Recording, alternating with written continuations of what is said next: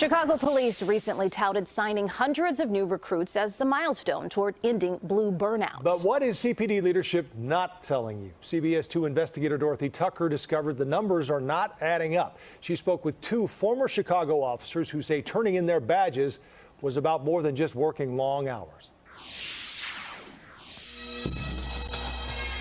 Raise your right hand and repeat after me. My whole life. My whole life. That's what I wanted to do. I state your name. My heart was in CPD. That's what my passion was. This is my my star number that I had tattooed on my arm about 10 years ago. It's just how much you loved. Yeah.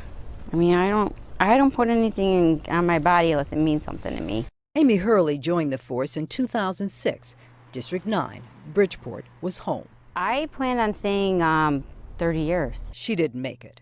I gave up a full pension. 3 months ago, I gave up Hurley walked away. Nice paycheck. I gave up insurance. After only 16 years. Almost everything that I loved. Others are also giving up a little early. The number of retirees this year, 583. It already outpaces all of 2019 and 2020. My dream was to be a Chicago police officer. This officer was also passionate about the job. We aren't using his name. He wants to be called John. I got about 150 awards. They fill a photo album. 40 honorable mentions, 5 life-saving awards. So many, but not enough. I thought I was going to be here in Chicago for my entire career. He didn't make it. With less than 10 years, John resigned. It was a heartbreak for me. I felt like I lost part of my identity. When the CBS 2 investigators dug deep into the data, we discovered 244 resignations between January and the end of July. That's more than twice the number in all of 2019.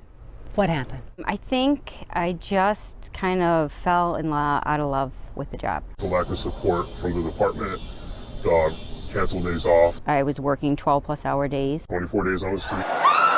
And some of those days were long days. Both acknowledge many of the long days, long hours took place during the long summer of 2020. Months of protest after the death of George Floyd taxed the city's police department, but at some point, summer ended. The canceled days did not. The days off, canceling, and shift changes kind of seemed to become the new norm. You know, we would be working in the dead of January on a day off with nothing going on. These are not just complaints. A city agency confirmed them. From April 1st to May 31st of this year, more than 1,000 officers were scheduled 11 or more days without a break. You're exhausted and you're scared that you're going to make a mental mistake out in the field. You're angry, you're tired. Everyone is suffering. The communities that we serve, how are they supposed to get the help and service that they need? Then there was this.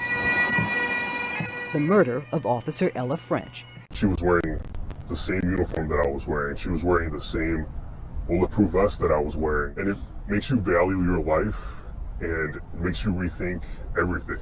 The CBS 2 investigators have learned French may have been rethinking her future with the Chicago police. Let's go back to the night she was killed. Saturday, August 7th, 2021. French and her partner stopped a car for expired plates. Heard gunshots, and then all of a sudden we just heard all the police cars and the helicopters. French was shot in the head. She died at the scene. But just 2 days before her murder, French was here at the Cicero police station. A post like this one had likely attracted her. Cicero was looking to hire officers with experience. They're called lateral hires. French walked through these doors and spoke to an officer at the front desk. She had to show her Chicago police ID and her badge to prove she was currently working and qualified for an application. When news of the shooting broke, the Cicero officer who verified her ID recognized her face. Thomas Boyle is the interim superintendent. We certainly would have loved to have had the opportunity to review her application. Obviously, that was not the case. French wasn't the only Chicago cop interested in Cicero. Last year, out of 45 applicants, The vast majority of those were from the city of Chicago. Chicago cops are heading to suburban or other police districts in record numbers. So far this year, 146. So where are they going? It took a little digging, but the CBS 2 investigators got the list. And the top pick might surprise you. It's not the traditional, well-known police force. This is the #1 choice, the Cook County State's Attorney's Office, which has hired 31 Chicago cops since 2019. And here, the University of Chicago is a close second with 30. Almost every suburban department is on the list. Cicero currently has 7. When Chicago police officers apply for the job, what do they tell you? It's nice to have my days off. So the average would be that they'd be working 4 days on and 2 days off. Losing officers is the last thing Chicago needs. Nearly 3,200 have either resigned or retired since 2019. Only 1,600 have been hired. That is certainly an issue. Tracy Siska is the founder of the Chicago Justice Project, a nonprofit that fights for transparency in the criminal justice system. They're definitely short from whatever their budgeted number is. Budgeted number, over 14,000. Current number, about 12,000. The results, says Siska, overworked police, underserved public. And they're going to put the community at risk because you have people in high-stress jobs with guns that are exhausted and having to make snap decisions. No going back? No. And no regrets. Hurley now teaches social studies at Christ the King. I'm very content with my life.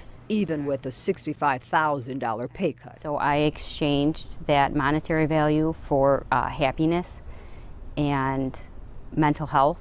John is still looking, hoping to find a suburban department. I love the job. It's always been my calling. Unfortunately, I can't do the job here in Chicago. Wherever he lands, The bracelet says Officer Ella French, Chicago Police Department. this is the one thing he'll take with him. End of watch 0807-2021. This is the first in a series of reports we'll be doing, focusing on the Chicago police and how the shortage of officers ultimately affects all of us. Dorothy Tucker, CBS 2 Investigators. You can see more of our deep dive into the issue of CPD understaffing, including every place former CPD officers have gone since they left the force in 2019. Just go to our website, cbschicago.com, where you can send us also your tips.